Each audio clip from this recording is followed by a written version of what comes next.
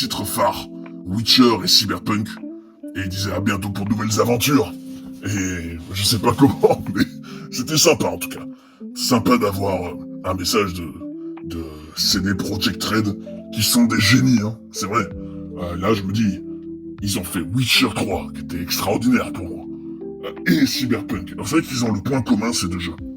C'est qu'ils sont globalement, c'est sûr que c'est parfois, parfois sombre, parfois, bon, c'est profond, mais enfin, je me dis, eux, ils ont vraiment la force que leurs histoires et leurs univers sont, pour moi, les plus, en tout cas de ce que j'ai vu jusqu'à présent, les plus détaillés et les plus profonds, et les histoires les plus bouleversantes.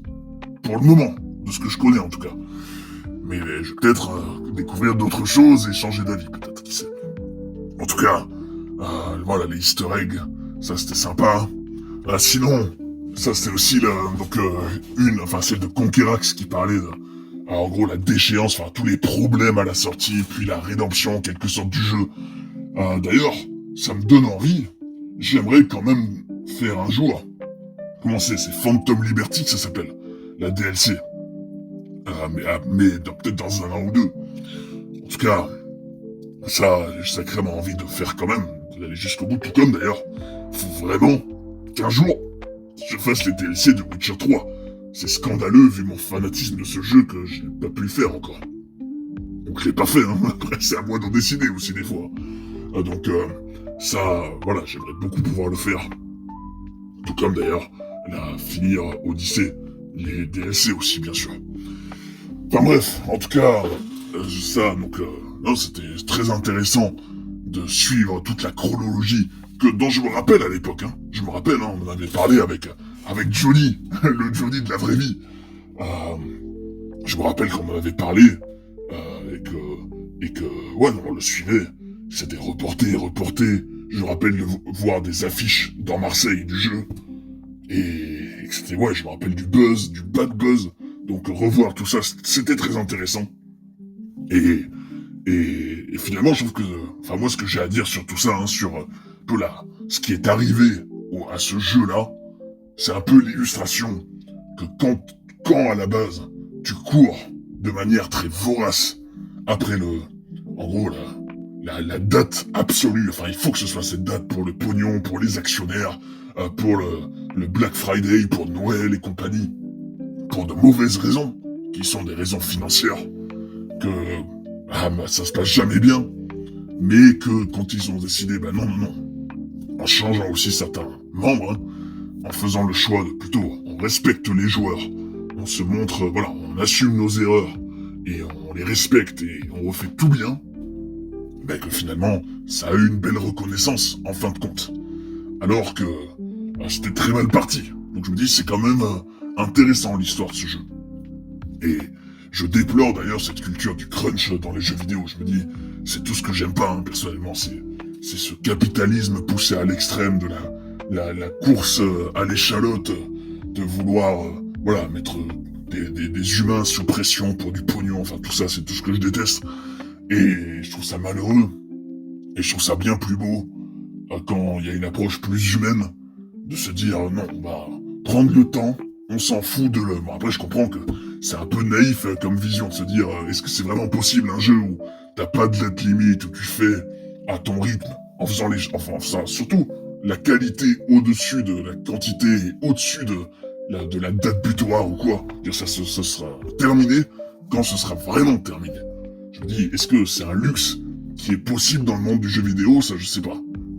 Et je me dis, même dans le cinéma, il y a forcément des studios, des entrepreneurs derrière, des hommes d'affaires qui doivent se projeter sur des dates, des prévisions, des revenus qui doivent arriver à telle période. Je me dis, oui, de toute façon, dès qu'il y a de l'argent quelque part, ça met toujours des problèmes. Mais bon, en tout cas, c'était très intéressant à suivre. Et j'avais déjà réagi sur le type qui était très drôle, hein, sa vidéo. Je crois que c'était Haute Meta Quête qui s'appelle. Qui était très drôle. Et dynamique et original. Même si j'étais pas du tout d'accord avec, je me retrouvais pas du tout dans ses goûts. Ça, j'insiste dessus que, quand il disait que, lui, l'histoire, en gros, il a pas accroché, qu'il trouvait ça trop long, les dialogues et tout, je me dis, pardon, mais chacun ses goûts. je me disais non, non, non, non, non, au contraire, moi, quand il y a des dialogues, moi, au contraire, je voulais les faire durer les plus longtemps possible pour voir tout ce qui pouvait être dit avant d'aller à l'essentiel. Je trouve que c'était ça, parfois, une des grandes forces de ce jeu, c'est toutes les possibilités qui s'ouvrent quand tu vas au bout de tout ça, et la richesse de toutes ces possibilités. Mais bon, en tout cas, il était quand même marrant, et je me dis, lui par exemple, sa façon de faire le jeu, mais jamais de la vie, aujourd'hui je me verrais faire pareil. Genre me dire, je vais me concentrer uniquement sur de l'open world, de l'exploration, bon, même si, en fin de compte, il a quand même fait le jeu, et il avait quand même fait les contrats et compagnie. Donc, bon, finalement, il a quand même... il est quand même pas passé à côté de ce qui, pour moi, est la plus grande force. Et voilà, en tout cas, même mettre des modes et compagnie, être ultra pointilleux sur, voilà, le réalisme de ceci et de cela, je me dis, moi, tout ça, rien à cirer, vraiment rien à cirer. Mais, après, c'est ça qui est bien, c'est que chacun, en fonction de ce que t'aimes, comment t'es, chacun trouve, comment on dit, c'est midi à sa porte qu'on dit, enfin bon, dans l'idée. Bref, en tout cas, voilà un peu tout ce que j'ai à dire sur Cyberpunk et sur mes expériences du jour, hein. Voilà, hein. En tout cas, c'est vrai que là, à l'instant T, je me dis, demain, enfin même ces prochains jours, il n'y a plus de Cyberpunk, ça y est, ça va me faire bizarre. C'est pour ça que j'ai fait le prologue, même si je pense que mon bon Abe parlait pas vraiment de la même chose, parce que ce que j'ai vu en tout cas m'a pas du tout marqué en termes de parcours et d'architecture, mais peut-être parce que j'ai fait que trop court. Là en gros, j'ai uniquement fait le prologue avec Jacques de Molay là, en étant un Templier. Rien de très marquant pour moi, mais après, je dois aussi reconnaître que pour moi je suis pas encore sorti de Cyberpunk et que ça me faisait trop bizarre, là tout à l'heure, de jouer à Unity. Enfin, je me disais, là faut déjà, c'est ça aussi le problème. Bon, je comprends qu'il le faut pour des raisons vibratoires et tout, mais pour moi c'est pas la bonne façon de consommer des jeux malheureusement. Il faut les digérer, prendre le temps.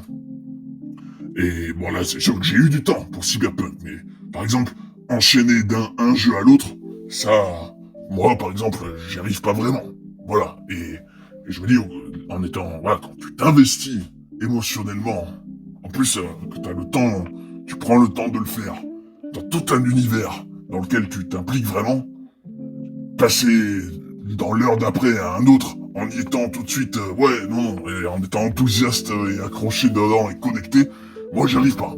Voilà, moi, déjà il faut que je me désimplique intérieurement de Cyberpunk, et que, en quelque sorte, j'accepte intérieurement de m'impliquer dans un autre univers maintenant. Et, quand même, hein. C'est pour ça que, là, j'ai fait très très peu d'Unity, là. Là, c'est vrai que tu me dis, tu veux faire l'époque Paris, Révolution, Jacques Latouchard. Va te faire enculer. Non, j'exagère, mais on va dire que c'est vraiment aux antipodes de Cyberpunk. Mais bon, je vais probablement avoir du mal au début, puis finir par m'habituer et bien aimer, probablement. Voilà, donc à suivre. Donc pas grand chose à dire sur Unity. C'était très court. À part juste que, comme ça me l'a un peu confirmé, c'est un peu Abstergo qui, je vous dis, ils réécrivent l'histoire en se faisant passer pour les gentils. Parce que les Templiers, hein, voilà. voilà. Mais bon, pour le moment, je suis pas encore du tout dans cet univers, je suis encore à fond dans Cyberpunk. Et va falloir s'en sortir.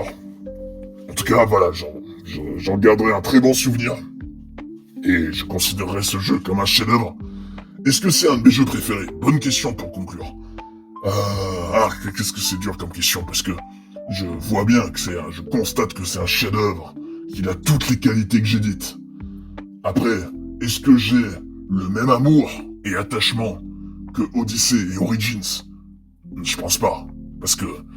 mais ça c'est pour une raison très simple, parce que Odyssey par exemple, il a l'avantage de m'avoir accompagné pendant plus d'1 an. Tous les week-ends c'était le samedi soir, Odyssey, le divertissement du samedi soir, pour le coup vraiment. Et je me dis, voilà, c'est sûr que ça change radicalement ta perception d'un jeu quand il t'accompagne à travers une aussi longue période où il se passe autant de choses dans ta vie et où tu peux l'associer à autant de souvenirs et t'identifier aussi à ce jeu à travers ta propre vie. Voilà, rien ne pourra jamais comparer à Odyssey, sauf si je fais un jeu pareil de la même façon pendant aussi longtemps. Mais ça, je sais pas si ça réarrivera. Et Origins, il a quand même l'avantage. Pourquoi, par rapport à Cyberpunk, bah c'est sûr que lui, c'est la beauté, l'émerveillement. Rien que ça, la beauté, l'émerveillement des paysages, de l'univers égyptien. Tout ça, c'est sûr que face à Cyberpunk, j'étais impressionné et admiratif, mais pas émerveillé. Voilà. Et ça change quand même l'attachement à un jeu, quand t'es vraiment émerveillé. Mais bon, il restera quand même un des jeux qui m'a le plus marqué. Ça oui, et c'est quand même pas rien déjà. Mais bon, je vais arrêter de radoter.